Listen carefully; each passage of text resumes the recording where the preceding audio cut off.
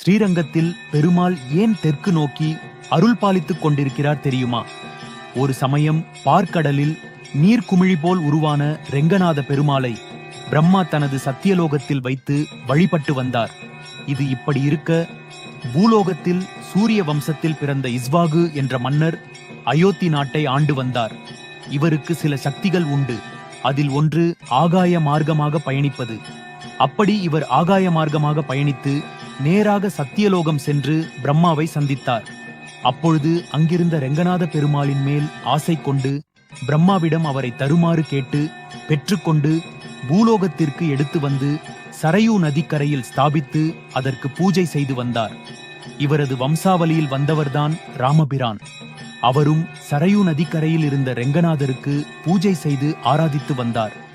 ராமபிரான் அனைவருக்கும் பரிசுகளை அளித்தார். அதில் இராவணன் தம்பி விபி